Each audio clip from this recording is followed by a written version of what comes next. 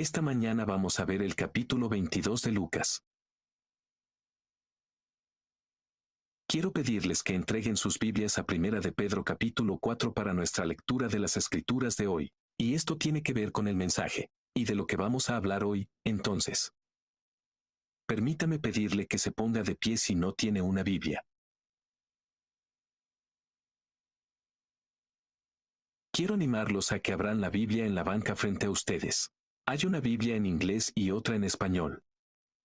Si estás buscando una Biblia en español, puedes encontrar Primera de Pedro capítulo 4. Estará en la pantalla. ¿Qué número de página? Creo que es un 1046. Y si no poseen una copia de las Escrituras, entonces quiero que les regalemos un ejemplar de las Escrituras, para us. Así que si puedes tomar una de las Biblias de los bancos, puedes escribir tu nombre en ella. Puedes resaltarlo, marcarlo, escribir notas allí. Queremos dártelo como un regalo porque creemos que las Escrituras son palabras de vida y esperanza, y todos necesitamos esperanza y vida, así que, por favor, tómalo como un regalo para ti. Primero, Pedro, capítulo 4. Versículos 7 al 11. Dice esto: el fin de todas las cosas está cerca. Por lo tanto, sé autocontrolado y sobrio por el bien de tus oraciones por encima de todo. Sigan amándose los unos a los otros. Sinceramente, ya que el amor cubre una multitud de pecados. Mostrad hospitalidad los unos a los otros sin murmurar. A medida que cada uno ha recibido un don, úsenlo para servirse unos a otros como buenos mayordomos de la variada gracia de Dios. El que habla como uno, habla oráculos de Dios. El que sirve como quien sirve con la fuerza que Dios da, a fin de que Dios sea glorificado en todo por medio de Jesucristo. A Él sea la gloria y el dominio por los siglos de los siglos. Amén. Oremos. Padre, te damos muchas gracias por tu palabra y por la esperanza que tu palabra nos trae. Y te pido, Señor, que mientras estamos sentados bajo la predicación de tu palabra hoy, que muevas nuestros corazones y nuestras mentes más cerca de Jesús. Él es nuestra mayor necesidad y por eso te ruego, Señor, que obres en el poder de tu Espíritu Santo, que superes las barreras culturales y lingüísticas y nos ayudes a aprender de tu palabra hoy. Y oramos para que nos ayudes en el poderoso nombre de Jesús. Amén. Puede estar sentado. ¿Cómo me desplazo si me desplazo por las redes sociales? Y tal vez sea el algoritmo que tengo, o sea el caso que sea. El caso. A menudo me encuentro con videos de hombres que han luchado o están luchando con su identidad. ¿Quiénes son? Están luchando con su salud emocional, están luchando con su salud espiritual, y o bien buscan esperanza. O están del otro lado de todas esas luchas y están tratando de ofrecer algo de esperanza. Y me lo dice. Un par de cosas. Creo que un miedo que tienen muchos hombres es el miedo al fracaso y a no ganar. Los hombres quieren sentir que están ganando. En el trabajo. A los hombres les gusta sentir que están ganando en casa, pero este es el trato. Cuando una esposa e hijos se agregan a la mezcla de la vida hogareña. La idea o la evidencia de ganar en casa o ser genial en casa se vuelve más difícil de rastrear. Cada vez es más difícil ver la fruta y, en el trabajo es fácil medir que también estás ganando. Obtienes un aumento, obtienes un ascenso, aseguras las velas. Obtienes resultados medibles. Curas una enfermedad. Curas el cáncer o algo por el estilo. Es mucho más difícil medir el éxito en casa. Y cuando las cosas se ponen más difíciles, se complican. Y esta es solo mi observación personal, ya que he visto hombres e interactuado con hombres mientras incluso evalúo mi propia vida. Los hombres tienden a retirarse de las áreas en las que no están ganando.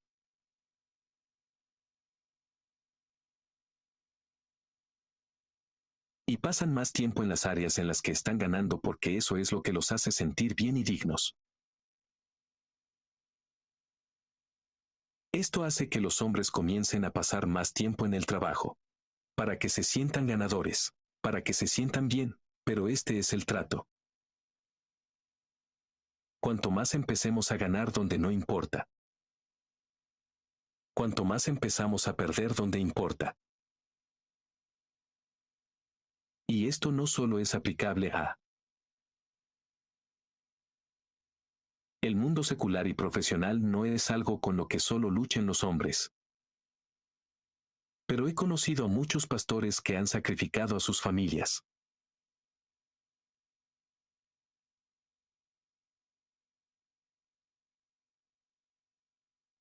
Incluso si es solo por temporadas, en un tiempo que aprendió por las malas a no dejar que el ministerio de la iglesia consuma o incluso invada su ministerio en casa, porque ese es nuestro primer ministerio siempre, y he sido culpable de esto en el pasado. Lucho con el trabajo. Me encanta trabajar. Me encanta hacer la obra del ministerio. Pero, honestamente, a veces he puesto el trabajo y el ministerio por delante de mi familia, y tengo que volver a meterlo. Necesito controlar eso. De vez en cuando el Señor me lo recuerda, o empiezo a verlo, formas en que eso impacta a mi familia. La realidad es que si no gano en casa, no estoy ganando en absoluto. Si no estoy bien en casa, entonces no soy nada bueno. No importa cuán bueno, exitoso o grandioso pienses que soy en la iglesia, si no estoy ganando en casa, nada de eso importa.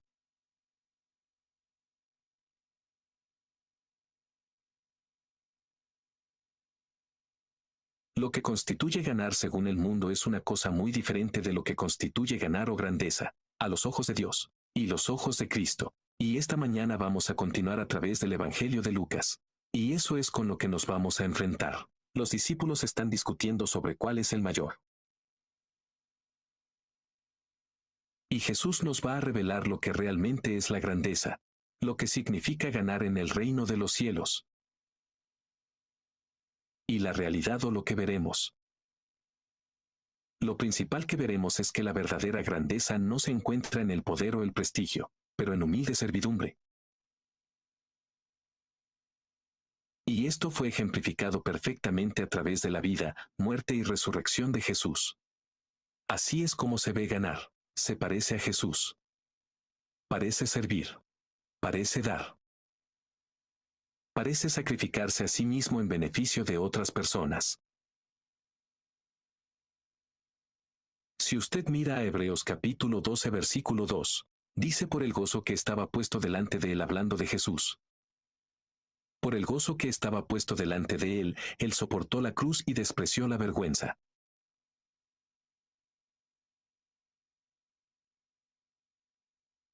No es que necesitemos modelar a Jesús en el sentido de que somos crucificados por las almas y la salvación de otras personas, sino que debemos crucificar nuestros deseos carnales, para nuestro beneficio y para que otras personas conozcan a Cristo, y amar a Cristo. Pasemos al capítulo 22 de Lucas.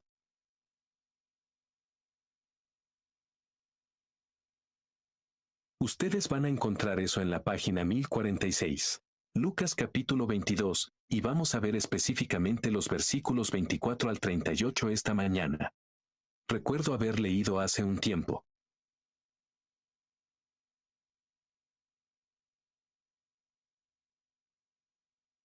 Proverbio de un es en realidad una bendición judía del siglo I y dice: que estés cubierto por el polvo de tu rabino, y me encanta esa frase, cuando se escribieron las Escrituras. Estos habrían sido los discípulos mientras seguían a Jesús de pueblo en pueblo, caminando por caminos polvorientos. Aprender y crecer y ver el poder milagroso del Evangelio de Jesús desplegarse ante ellos. Caminaban en el polvo de Jesús. Lo seguían a donde quiera que iba. Y cuando abrimos las Escrituras, esto es lo que estamos haciendo. Estamos caminando en el polvo de nuestro rabino, de nuestro Maestro, de nuestro Salvador, de nuestro Mesías. La semana pasada. Antes de entrar en el texto de hoy, permítanme darles una instantánea de donde estábamos la semana pasada para que sepamos hacia dónde vamos esta semana. La semana pasada, Jesús comunicó a sus discípulos que iba a ser asesinado. Y luego conmemora este momento en la historia, con la Cena del Señor. Es una comida que significa el momento de la historia en el que el mundo se transformó para siempre. Jesús. Él usa esta comida para señalarnos el hecho de que Él es el cumplimiento supremo de la expiación y la justificación. Jesús se está asegurando de que sus discípulos lo sepan y que nosotros también, como sus discípulos, sepamos que Jesús es el Cordero perfecto y final de la Pascua. Las Escrituras nos enseñan que Jesús es el mediador entre Dios y la humanidad. Y el Cordero de la Pascua, cuya sangre fue derramada por la liberación de Israel de la esclavitud de Egipto. Jesús es el Cordero final y perfecto de la Pascua, cuya sangre nos libera de nuestra esclavitud al pecado y a nosotros mismos. Y luego Jesús pasa a decirles a los discípulos, proclama proféticamente que los discípulos lo traicionarán.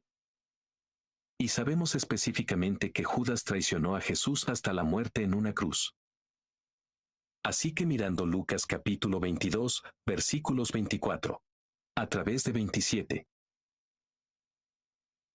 Versículo 24. También surgió entre ellos una disputa sobre cuál de ellos debía ser considerado como el más grande. Así que Jesús les dice a los discípulos que uno de ellos lo traicionará. Vemos en el Evangelio de Juan que todos los discípulos preguntaron, ¿soy yo, Señor? ¿Soy yo, Señor? Cada uno de ellos preguntó, ¿soy yo, Señor?, usando el título de Mesías y Salvador, excepto por un discípulo. Dijo Judas, ¿soy yo, Rabino? Lo que nos lleva a creer que Judas no vio a Jesús como su Mesías y su Señor. Lo había seguido durante 3 años y nunca confió en él para la salvación. Jesús no era el Señor de Judas.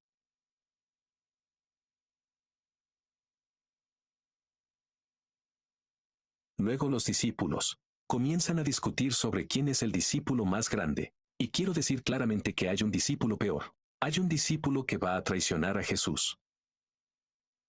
Claramente, ese sería el peor discípulo si tuviéramos que clasificarlos de peor a mejor. Así que tal vez haya un discípulo que más ame a Jesús. Tal vez haya un discípulo. ¿Quién sirve a Jesús? Quizás haya un discípulo que está aprendiendo más.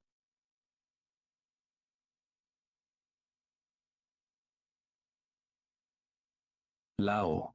El que es claramente más devoto que todos los demás discípulos de Jesús. Básicamente, ¿están discutiendo quién va a tomar el relevo de Jesús cuando Jesús se vaya de la tierra? ¿Quieren saber quién va a ser el siguiente líder en la fila? ¿Y qué sabemos nosotros? ¿Qué está sucediendo en los discípulos en este momento? Con lo que luchan es con el orgullo. ¿Y qué dice Dios acerca del orgullo? Dios se opone a los soberbios, pero da gracia a los humildes. Jesús podría haberlo hecho fácilmente. Simplemente golpeó a estos tipos junto a su cabeza y les dijo, ¿qué están haciendo? ¿Por qué discuten sobre esto? Pero Él no hace eso. Él no hace eso. Jesús misericordiosamente le señala un camino mejor. Jesús es un Dios de paciencia y un Dios de verdad. Y Él amablemente le señala una mejor dirección. Versículo 25. Y Él les dijo, los reyes de los gentiles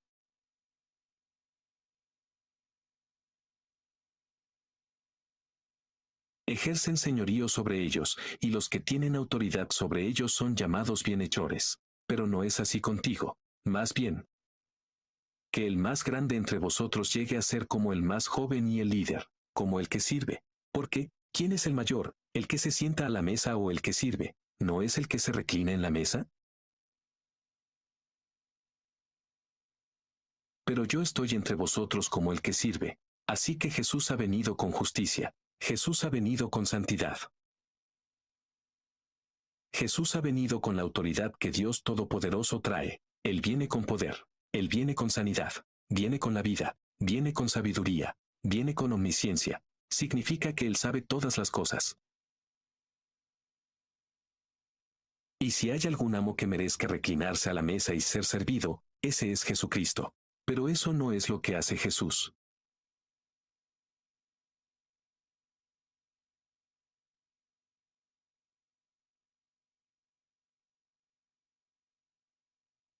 Jesús ha venido a servir, y llama a su pueblo a someterse humildemente a servir.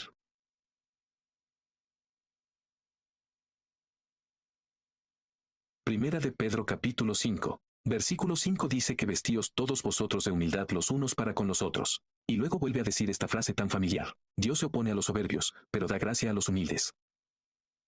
Este es un tema constante a lo largo de la enseñanza de Jesús, y también se convierte en un tema constante a lo largo de la enseñanza de los apóstoles.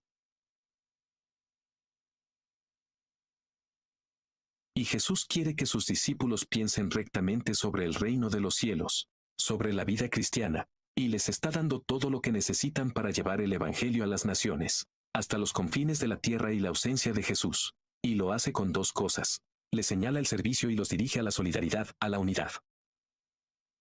Jesús está dejando claro que su idea del éxito, su idea de liderazgo, su idea de ganar no se parece a las ideas del mundo. En el mundo, las personas desean recibir honor y crédito por el trabajo que hacen. Quieren ser reconocidos por las cosas que hacen. Esto es lo que se quiere decir cuando nosotros, en el griego original, cuando lo traducimos como benefactor, el español lo traduciría como alguna otra palabra, no sé qué es eso. Pero significa que estarían en una posición de honor, recibiendo crédito por el trabajo que hacen.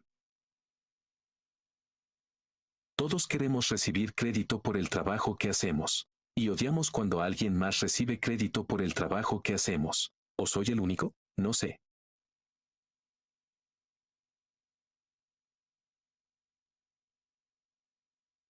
Pero esto no es un concepto extraño para nosotros. ¿Qué te parece? Como lo que sucede cuando alguien, una persona muy rica o una familia muy rica, dona millones de dólares a una universidad para construir algún tipo de programa o un edificio. ¿Qué pasa cuando eso sucede? Tienen su nombre en un edificio. Tienen su nombre en un edificio.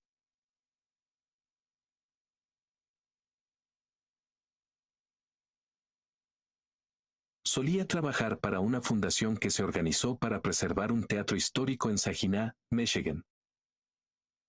Y parte de nuestro trabajo fue recaudar fondos para asegurarnos de que teníamos todos los reembolsos necesarios para apoyar la rehabilitación de este teatro histórico que se construyó a principios de 1900. ¿Y qué pasó con los nombres? ¿Con las familias que dieron más dinero? Su nombre quedó en lo más alto de la pared.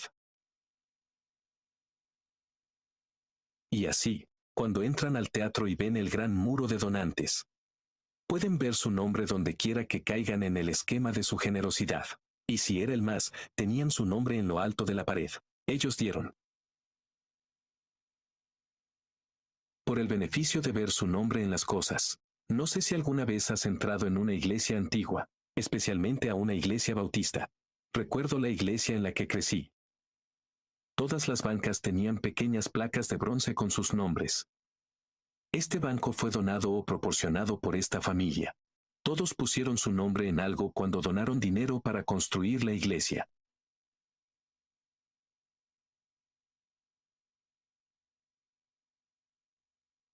Ahora, esto no significa que no debamos dar generosamente hacia el ministerio y hacia las herramientas del ministerio. Pero el punto no es dar generosamente, así que le damos nuestro nombre a un montón de cosas, para que obtengamos crédito por la cantidad de dinero que hemos dado. Eso no es lo que Cristo considera grande o ganador. Debemos dar porque creemos en la misión, tanto que el nombre de Cristo es conocido, no es nuestro nombre.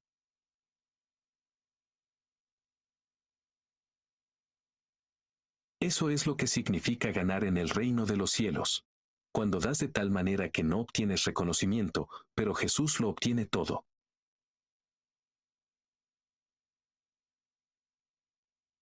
Jesús dice que debemos llegar a ser como los más jóvenes. En otras palabras, esto es intencional.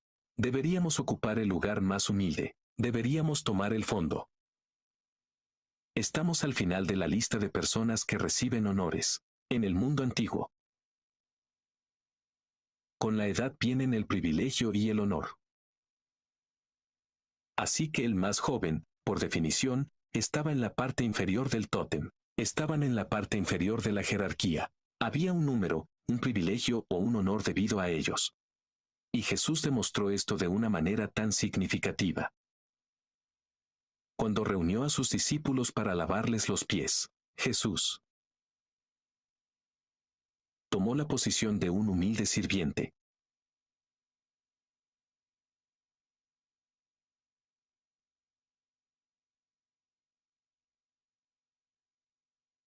Y lavó los pies repugnantes de sus discípulos para mostrar que ningún padre de Jesús es demasiado bueno, o demasiado santo, o demasiado alto, o demasiado poderoso, que estén por encima de la obra de un siervo. Jesús no está diciendo que se obtiene una posición de honor sirviendo en lugares humildes, está diciendo, sirviendo a los lugares humildes. Es una posición de honor. Es importante que lo entendamos. Muy a menudo pensamos en cosas que podemos hacer como iglesia que parecen bajas o insignificantes. Y creemos que las personas en el escenario son los profesionales pagados y que su posición es digna y honorable. Pero según Jesús, si te paras en la puerta y haces la minúscula tarea de mantener la puerta abierta para alguien y saludarlo con una sonrisa en tu rostro, esa es una posición de honor y prestigio. CUD.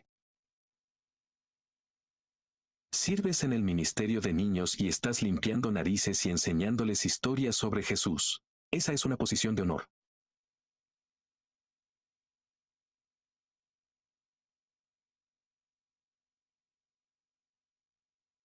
Retomando el versículo 28. Vosotros sois los que habéis permanecido conmigo en las pruebas, y yo os asigno como mi Padre me asignó. Un reino para que coman y beban en mi mesa y en mi reino y se sienten en tronos juzgando a las 12 tribus de Israel. Ahora me encanta la gracia con la que Jesús los redirige hacia la humildad y el altruismo, y luego me encanta que les recuerde a quién pertenecen. Les recuerda que son el pueblo de Dios.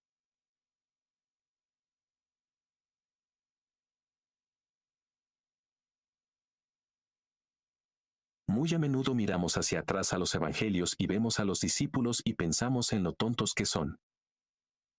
Como si hubieran estado siguiendo a Jesús por 3 años y su camino de polvo y todavía no lo entienden.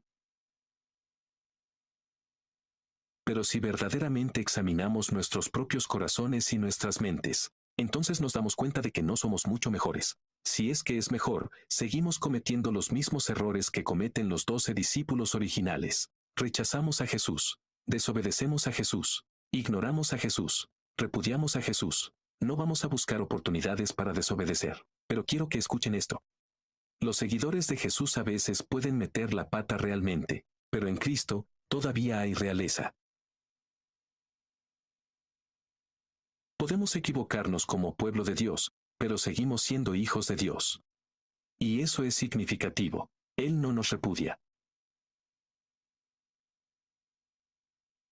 Cuando estamos destituidos de su gloria y de su plan para nuestra vida en Cristo, somos perdonados, somos redimidos.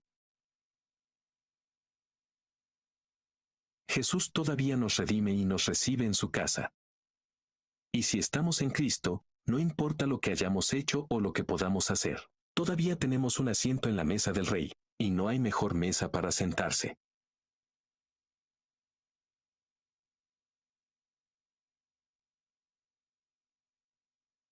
Leí este libro hace un par de años llamado Deeper de un autor llamado Dan Ortland. Él es un pastor, creo, en Tennessee. Podría estar equivocado, pero lo dice en su libro. Dice que es precisamente nuestro desorden lo que hace que el amor de Cristo sea tan sorprendente y tan deslumbrante, y, por lo tanto, transformador. Me encanta esa foto, que pinta con esas palabras. Porque nos lo recuerda. Encuentros con este tipo de gracia. Nos transforma de adentro hacia afuera. Es tal de tal manera que vivimos vidas que están más estrechamente alineadas con la santidad de nuestro Padre Perfecto. Jesús les recuerda a los discípulos su fidelidad a Él. Cómo capearon las tormentas y las pruebas de hacer el ministerio junto a Jesús.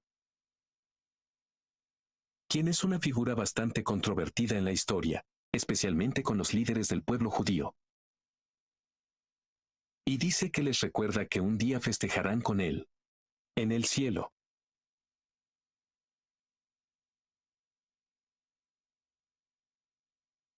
Y que tendrán un papel importante en el cielo.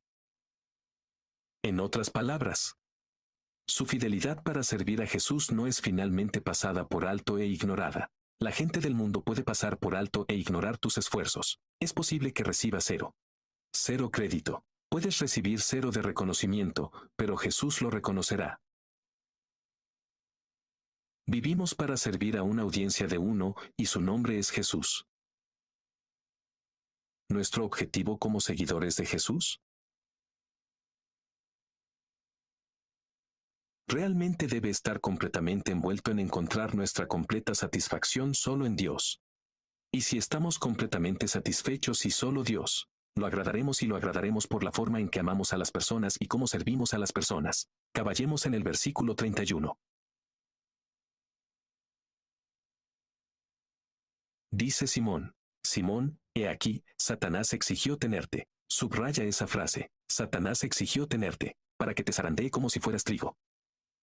Pero he orado por ustedes para que su fe subraye esa palabra. La fe no puede fallar. Y cuando te hayas convertido, fortalece a tus hermanos.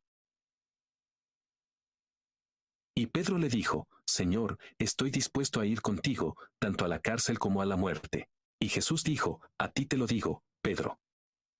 El gallo no cantará este día hasta que me niegues 3 veces que tú me. Ahora te acuerdas que Jesús cambió el nombre de Simón a Pedro. Y aquí se refiere a él inicialmente desde su antiguo nombre, Simón. Y luego cambia a su nombre dado por Dios, Pedro. Y creo que hay intencionalidad en eso. Hay un par de cosas importantes que desempacar aquí. Jesús pudo profetizar su propia traición y muerte, y luego profetizó los fracasos de los discípulos. Y normalmente no pensamos en esto. Pero Judas traiciona a Jesús a las autoridades que finalmente conducirían a su crucifixión. Pedro traiciona a Jesús al negarlo. Y según el Evangelio de Juan, los discípulos restantes traicionaron a Jesús escondiéndose en una habitación cerrada con llave por temor a las autoridades judías. Pensaron que iban a morir. Así que la realidad es que cada discípulo traicionó a Cristo.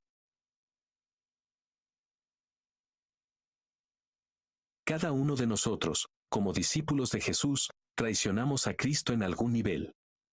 Ya sea el hecho de que no hacemos lo que sabemos que debemos hacer,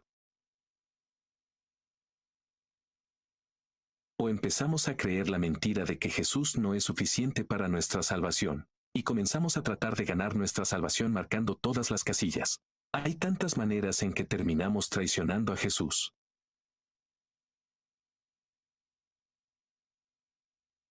La segunda cosa que quiero que noten es que dice que Jesús dice que Satanás exigió tenerte. La palabra griega para ti aquí es plural. Así que Satanás no solo está hablando de tener a Pedro, sino que quiere a los 12 discípulos. Quiere a toda la tripulación y quiere tener acceso a ellos para poder tamizarlos como si fueran trigo. Esto significa que quiere poner a prueba su fe en Jesús. Los va a sacudir violentamente y golpearlos. Como lo harías cuando tienes trigo.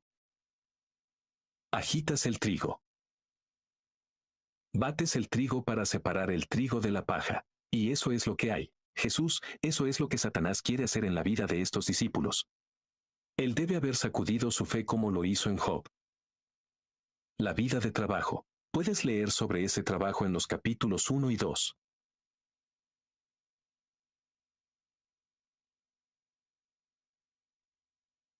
Satanás quiere tener acceso a los discípulos para intentar descarrilar el plan de redención de Dios a través de ellos. Y siendo que Jesús ha marcado a Pedro como la roca, te deseo. Voy a leer esto sobre ti muy rápido. Mateo, capítulo 16, versículos 15 al 18. Dice que él les dijo: Pero, ¿quién dices que soy yo? Replicó Simón Pedro: Tú eres el Cristo, el Hijo del Dios viviente.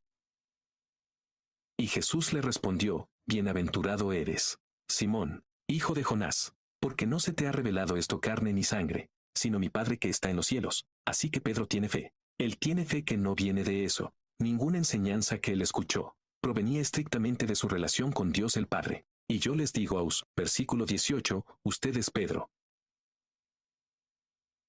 Y sobre esta piedra edificaré mi iglesia, y las puertas del infierno no prevalecerán contra ella. Eso me parece a mí. Que Pedro por esta bendición y unción de Jesús. Eso en Peter. Cristo va a edificar su iglesia de la cual básicamente tiene un blanco en su espalda de Satanás. Y Satanás soy yo en la mentalidad de que si puede llegar a Pedro, puede llegar al centro comercial. Si puede eliminar a Peter, entonces puede eliminar a todo el equipo. El doctor Tony Evans dice lo siguiente sobre el texto. Él dice que si eres un hijo de Dios, Satanás no tiene poder sobre ti a menos que Dios se lo conceda. El diablo es poderoso, pero él es el diablo de Dios. Él opera bajo la mano soberana de Dios. Entonces, ¿por qué Dios concedería una petición satánica? Aunque Satanás simplemente quiere dañar y destruir. Dios usa la actividad de Satanás para sus propios propósitos santos. El Señor a veces permite que Satanás nos tiente con el fin de sacar el mal que está en nosotros, un mal del cual ni siquiera podemos ser conscientes. Al hacer esto, Él nos revela nuestras tendencias pecaminosas y debilidades para que Él pueda guiarnos al arrepentimiento. En otras palabras, Dios permite que Satanás refine a su pueblo. Y eso es lo que sucede cuando caemos bajo pruebas y tentaciones a través de Satanás. Lo último es que Jesús oró por su fe. Oró para que su fe no desfalleciera. Jesús intercede por nosotros. Él intercede por su pueblo. Ora por su pueblo y guardará a todas las personas que le pertenecen. Y quiero que noten que Jesús no oró para que Pedro no fallara. Oró para que la fe de Pedro no fallara. Y creo que esa es una distinción importante.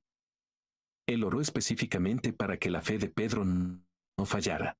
Oró para que la fe de Pedro se fortaleciera y no se destrozara. Y luego dijo, te has vuelto, fortalece a tus hermanos.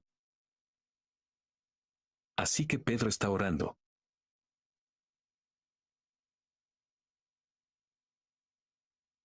O Jesús está orando para que la fe de Pedro sea fuerte para que cuando Pedro falle y peca contra Jesús, no entra en la desesperación como lo hizo Judas, donde estaba tan angustiado que se ahorcó. Reza para que la fe de Pedro sea fuerte para que cuando mete la pata cuando envía muy en contra de Jesús, en cambio, se arrepiente y se vuelve, y comienza a correr de nuevo hacia Jesús. Y en ese proceso, dice, fortalece a tus hermanos. Tus hermanos van a hacer lo mismo, se van a convertir, pero necesitan tu fe. Necesitan ver tu fe, tu arrepentimiento, para poder volverse y correr tras mí. Y eso fue lo que sucedió en el Evangelio. Eso es lo que sucedió después de que Jesús fue crucificado y estos discípulos interactuó con un Mesías resucitado. Fueron fortalecidos y animados en su fe para llevar el Evangelio a las naciones, y estaban dispuestos a morir por su fe.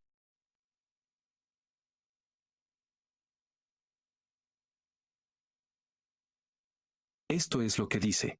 Si piensas que no eres lo suficientemente bueno para ser salvado por Dios, estás completamente equivocado y eso es una mentira del pozo del infierno.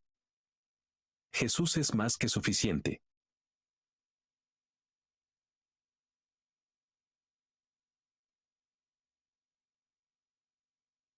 Y solo necesitas arrepentirte de tu pecado y reconocerlo ante el Señor, y serás salvo, y Dios es 100% fiel para responder a eso.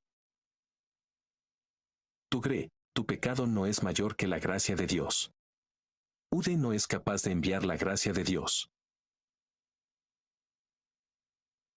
Versículo 35. Y él les dijo cuando yo os envié. Sin bolsa de dinero, mochila o sandalias, ¿te faltó algo? Y no dijeron nada.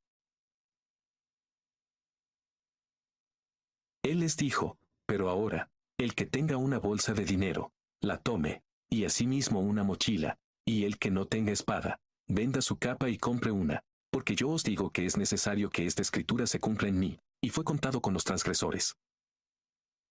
Porque lo que está escrito acerca de mí tiene su cumplimiento, y ellos dijeron, mira. Señor, aquí hay 2 espadas, y les dijo, ya basta. Jesús envió previamente a sus discípulos, sin nada más que la ropa que llevaban puesta, y lo hizo para que confiaran en Dios y en el pueblo de Dios para su provisión. Pero Jesús sabe que las cosas están a punto de ponerse feas, y las cosas van a ir muy mal.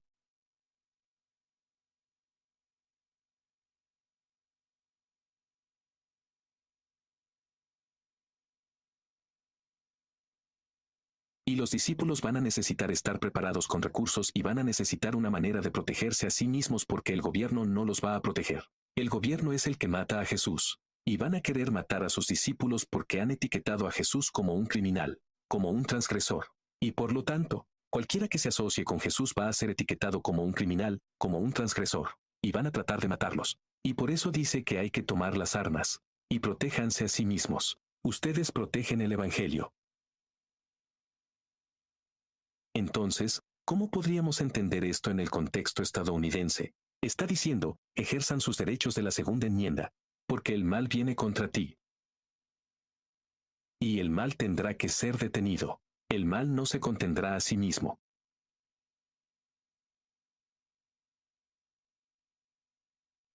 Y es posible que te encuentres en situaciones en las que necesites detener el mal para proteger la vida inocente. Ahora, independientemente de donde se encuentre en el espectro de los derechos de la segunda enmienda y la capacidad de portar armas, realmente no importa, porque esto es lo que dice la palabra.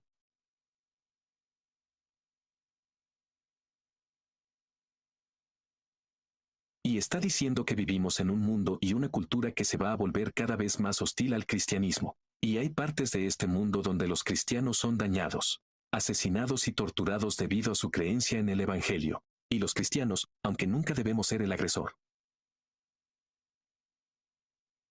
Jesús no nos está llamando a levantar un ejército cristiano o un ejército militar. O a usar nuestra fe como una excusa para ejecutar a personas que no están de acuerdo con nosotros o no comparten nuestra fe en Jesucristo. Él no está diciendo eso. Está diciendo que tienen que actuar, pero necesitan protegerse a sí mismos y administrar la vida para la gloria del Evangelio. Ahora estoy agradecido por los hombres y mujeres que se unen para proteger la vida inocente. He tenido varios amigos que son policías a lo largo de los años. Y aman a Jesús. Y sirven a Jesús a través de sus roles como oficiales de policía y militar.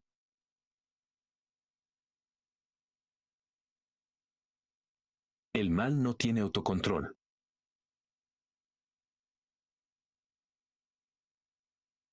Y a veces hay que contenerlo, y a veces puede requerir una fuerza letal. Pero ese no es nuestro primer recurso.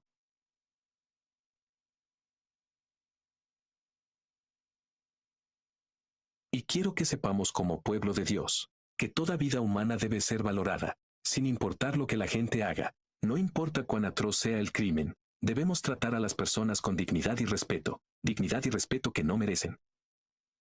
Sino porque somos pueblo de Dios, porque somos personas que son redimidas por la gracia de Jesús. Tratamos a todas las personas con dignidad y respeto. No los derribamos con nuestras palabras. No amontonamos vergüenza sobre ellos.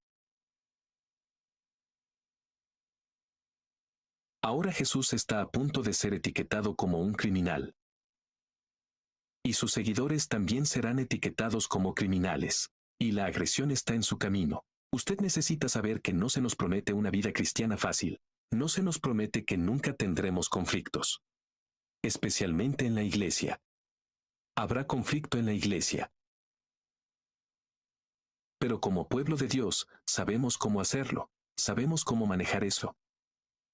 Sabemos cómo responder a eso con gracia, con verdad, con paciencia. No nos prometen un ingreso de clase media. No se nos promete cero conflictos en nuestras familias. Así que volvemos al principio. ¿Qué significa repensar la grandeza? ¿Qué significa ser grande?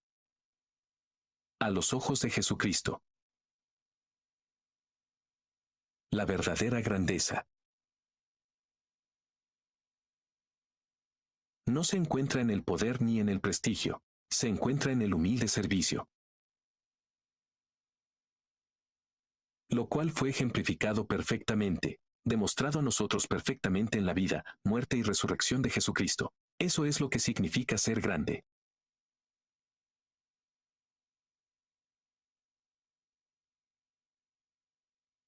Servir como Jesús. Amar como Jesús y sacrificar nuestros deseos carnales y mundanos por la gloria de Jesús. Hace unos capítulos en el Evangelio de Lucas. Lucas capítulo 9, versículo 23, Jesús dice: Si alguno quiere venir en pos de mí, niéguese a sí mismo y tome su cruz. Y sígueme, si es que nos prometen algo.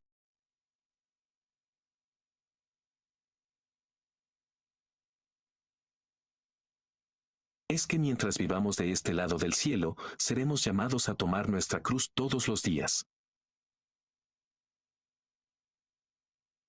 El hábito diario de dar sacrificialmente y vivir sacrificialmente de una manera que trae honor y gloria a Dios Todopoderoso. Y nuestra única esperanza de hacer esto viene si estamos completamente satisfechos solo en Dios. Y la realidad es que si nuestras vidas parecen estar perdiendo para el mundo, hay una muy buena posibilidad de que realmente estemos ganando con Cristo, que realmente somos grandes a los ojos de Cristo. Entonces, ¿qué hacemos si no estamos ganando a los ojos de Dios? ¿Qué pasa si pasamos más tiempo ganando en el trabajo y ni siquiera te consideras lo que es ganar en casa? ¿Qué pasa si nunca has considerado cómo es dar con sacrificio en lugar de gastar todo lo que ganas en ti mismo y en tus pasatiempos? Y si nunca has considerado lo que es servir a tu iglesia y servir a tu comunidad con tu tiempo y tus talentos de manera sacrificial. Permítanme darles una respuesta profunda a esta pregunta. Y es una respuesta de la que muchos pastores ni siquiera hablan más, pero me niego a no hablar de ello. ¿Estás preparado para ello? Arrepentirse.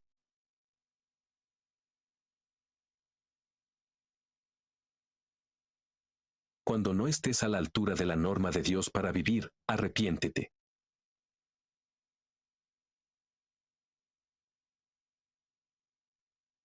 Cuando te quedas corto y te esfuerzas por ganar en áreas en las que encuentras, eso sería perjudicial para lo que se arrepiente en las áreas que son importantes para ganar. Arrepiéntete de tu pecado. Y como Pedro,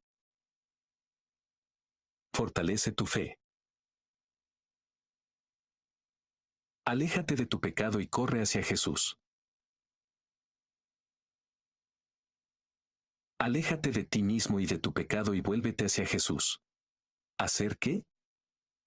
El autor de Hebreos manda y dice: fija tus ojos en Jesús, el autor y el consumador de tu fe. Corre hacia Jesús que levanta tu vida del abismo. Corre a Jesús que sana todas tus enfermedades, incluyendo tu pecado.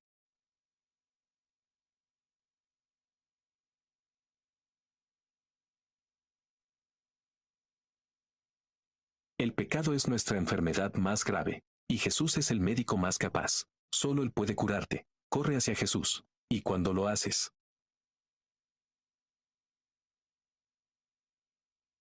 al igual que Pedro y el resto de sus discípulos, serás bienvenido a la mesa del Rey, y te volverás más humilde. Y serás una herramienta más útil en manos de nuestro Creador. Porque eso es lo que hace el Evangelio. Nos transforma de adentro hacia afuera. Nos moldea y nos moldea a la semejanza de Cristo.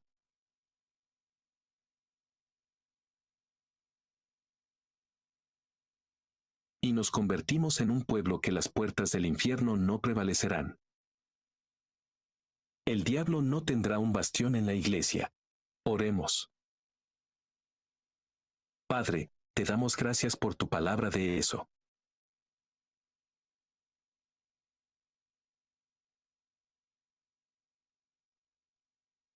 Nos señala la esperanza en Jesús y te ruego, Señor, que nos hagas útiles al reino de los cielos.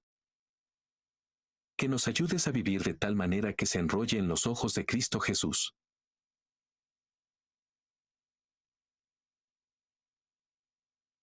Que estaríamos dispuestos a dejar de lado todas las oportunidades de ser reconocidos aquí y ahora, y que miraríamos a nuestra satisfacción solo en Cristo.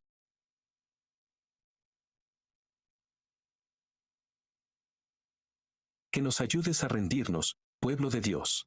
Y te ruego, Señor, que nos ayudes a no estar contentos con las personas que nos rodean, morir sin la esperanza de Jesús. Y por eso te pedimos, Señor, que nos uses como portavoz, como faro de la esperanza de Jesús, un pueblo a nuestro alrededor. Y sabemos que este es el único trabajo que puedes hacer. Es solo a través del poder del Espíritu Santo que te regeneras. Personas que están lejos de ti. Y por eso te ruego, Señor, que trabajes en medio de nosotros y que llames a más personas a ti. En el nombre de Cristo oramos.